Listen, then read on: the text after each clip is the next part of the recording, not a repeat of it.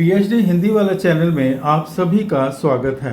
संरचना के आधार पर क्रिया के 4 भेदों पर चर्चा करते हुए हमने कल पहले 2 भेदों संयुक्त क्रिया और प्रेरणार्थक क्रिया पर चर्चा की थी और आज इसी के 2 अगले भेदों पर बात करेंगे। चलिए जल्दी से हम अपने विषय की ओर आगे बढ़ते हैं। नंबर 3, नाम धातु क्रिया। संज्ञा, सर्वनाम और विशेषण आदि शब्दों से बनी क्रिया को नाम धातु क्रिया कहते हैं।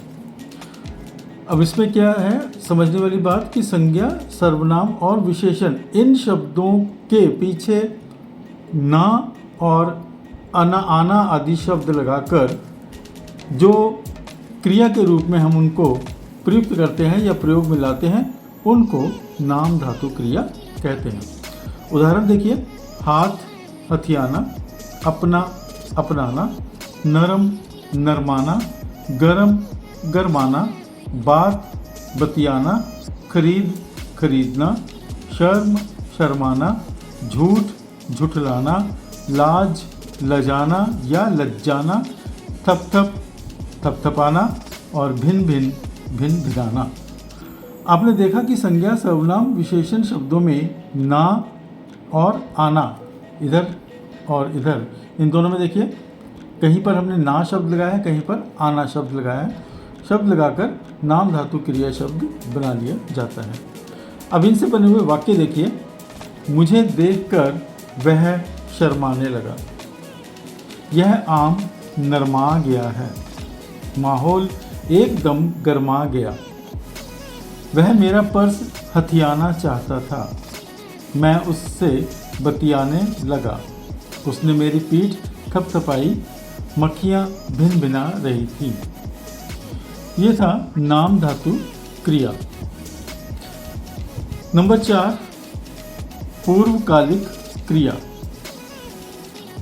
पहले इसकी परिभाषा पर ध्यान दे लें, उसके बाद बाकी चीज़ें और समझेंगे। मुख्य क्रिया से पहले होने वाली क्रिया पूर्वकालिक क्रिया कहलाती है। चलिए एक बार और पढ़ते हैं। मुख्य क्रिया से पहले होने वाली क्रिया, इसका मतलब है कि यहाँ पर क्रिया क्रिया के 2 रूप होंगे। एक मुख्य क्रिया होगी और एक होगी उसके पहले हो जाने वाली क्रिया। इनको हम जो पहले हो जाएगी उनको हम पूर्वकालिक क्रिया कहेंगे।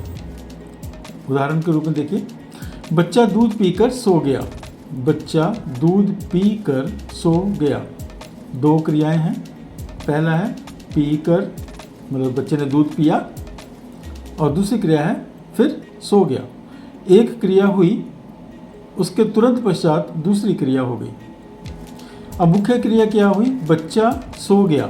बच्चे का सो जाना ये मुख्य क्रिया थी, ठीक है। और इससे पहले, सो जाने से पहले, मुख्य क्रिया से पहले जो और एक क्रिया उसने की वो था दूध का पीना।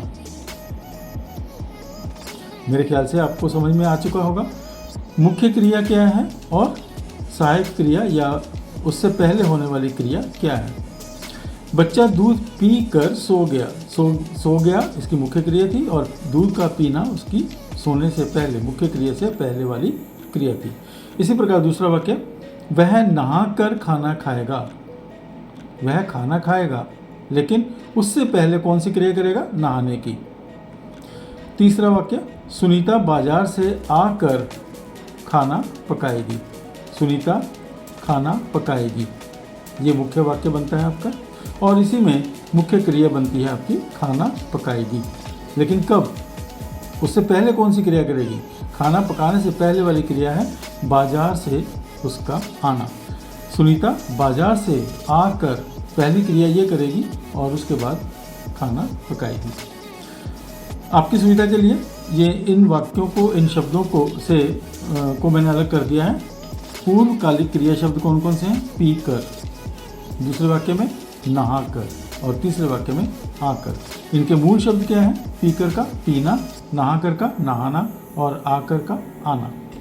मुख्य क्रिया शब्द कौन से हैं आपकी सुविधा के लिए, सो गया, सो गया का मूल शब्द सोना, खाना खाएगा, खाना खाना, और खाना पकाएगी, खाना पकाना। ये इसकी मुख्य क्रिया हैं और मुख्य क्रिया शब्द हैं, और इससे पहले पूर्वकालिक क्रिया शब्द थे। क्रिया का संपूर्ण चैप्टर अब यहीं पर समाप्त होता है।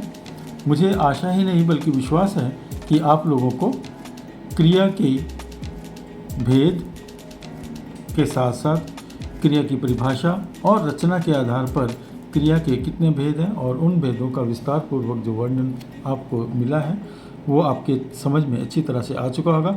फिर भी हाँ, यदि कोई कमी लगती हो, यदि कोई समझने वाली बात और आपको चाहें तो आप मुझे कमेंट्स में दे सकते हैं। धन्यवाद।